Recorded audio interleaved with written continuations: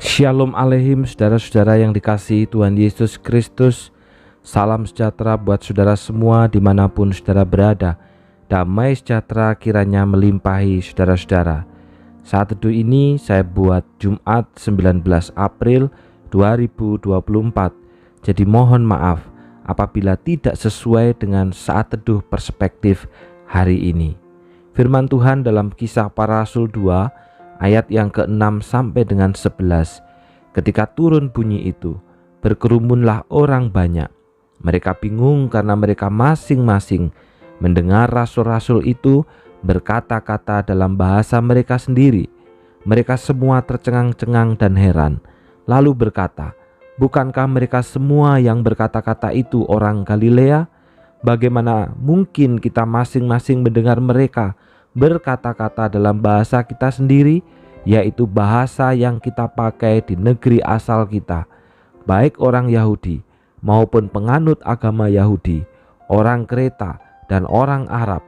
Kita mendengar mereka berkata-kata dalam bahasa kita sendiri tentang perbuatan-perbuatan besar yang dilakukan Allah." Dalam Kisah Para Rasul 1 ayat yang ke-8, Tuhan Yesus telah berkata bahwa Roh Kudus akan turun ke atas para murid dan mereka akan menerima kuasa. Perkataan itu digenapi pada hari Pentakosta yang jatuh pada hari ke-50 setelah Paskah. Pada waktu itu orang percaya berkumpul di suatu tempat. Pada saat itu terdengar suara angin keras dan terlihat lidah-lidah seperti nyala api yang hinggap pada mereka. Orang-orang Yahudi yang tinggal di Yerusalem mungkin berasal dari wilayah diaspora, yaitu wilayah di luar Palestina yang kemudian kembali dan menetap di Yerusalem. Pada hari itu, penduduk Yerusalem mendengar bunyi yang menarik perhatian mereka. Lalu mereka bersama-sama menyelidiki apa yang terjadi. Ketika menemukan sumber suara, mereka takjub karena menemukan orang-orang Galilea berbicara dalam bahasa yang digunakan di wilayah-wilayah diaspora tempat mereka tinggal sebelumnya. Peristiwa itu kemudian membuat sebagian orang mengaitkan Pentakosta dengan bahasa roh atau bahasa lidah. Padahal kalau kita mengingat kembali perkataan Yesus, maka Pentakosta seharusnya dikaitkan dengan kuasa yang akan memampukan para murid memberitakan Injil ke seluruh dunia. Dalam Kisah Para Rasul 1 ayat yang ke-8 dikatakan, "Tetapi kamu akan menerima kuasa kalau Roh Kudus turun ke atas kamu, dan kamu akan menjadi saksiku di Yerusalem, di seluruh Yudea dan Samaria dan sampai ke ujung bumi." Jelas bahwa kuasa diberikan dan diterima bukan untuk dapat berbicara dalam bahasa roh, tetapi untuk menjadi saksiku, saksi Yesus Kristus. Ini adalah esensi dari turunnya Roh Kudus, memberikan kuasa, kemampuan untuk menjadi saksi. Sedangkan bahasa roh hanyalah salah satu cara dalam menjadi saksi, di mana pada zaman itu bahasa lain ini sangat dibutuhkan. Tetapi yang paling dasar adalah turunnya Roh Kudus supaya kita menjadi saksi. Hari Pentakosta dalam Perjanjian Lama disebut sebagai hari raya 7 minggu, yaitu hari raya panen. Maka hari raya Pentakosta dapat dikaitkan dengan masa panen di ladang dunia, karena jiwa-jiwa yang dimenangkan bagi Allah melalui pemberitaan Injil. Kita tahu bahwa setelah turunnya Roh Kudus, ada 3.000 orang yang dipanen bagi Allah, dipindahkan dari kegelapan dan maut ke dalam terang kerajaan Allah yang kekal. Saudara, kiranya hari Pentakosta ini menjadi saat bagi kita untuk merenungkan, apakah kita sudah lakukan untuk membuat terjadinya panen jiwa-jiwa bagi Kristus?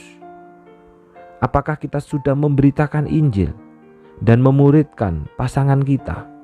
anak kita, orang tua kita, cucu kita. Sudahkah kita menjadi alat pemberita Injil dimanapun kita berada? Karena ketika kita memiliki Roh Kudus itu, maka kita diberikan kemampuan dan keberanian untuk memberitakan Injil. Kiranya kita menjadi saksinya dimanapun kita berada. Mari kita berdoa.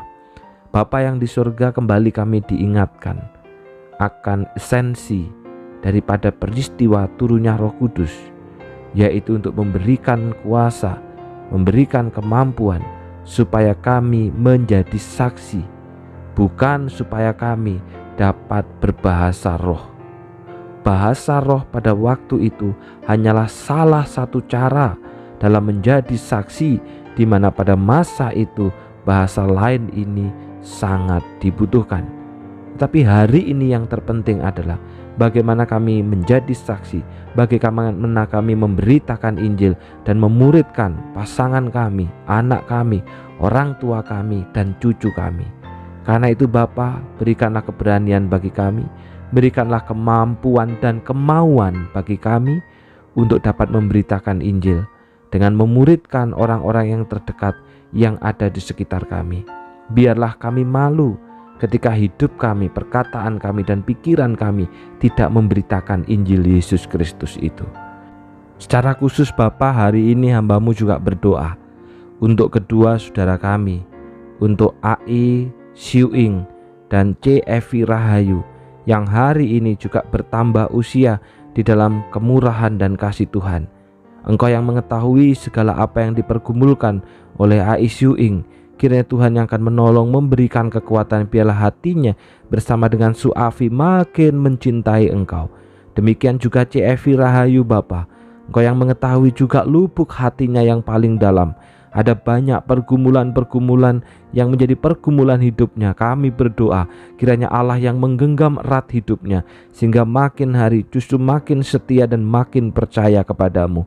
Apapun yang dipergumulkan oleh kedua saudara kami ini, kiranya Tuhan yang menolong, kiranya Tuhan yang memberkati mereka berdua. Di dalam nama Tuhan Yesus kami sudah berdoa. Amin.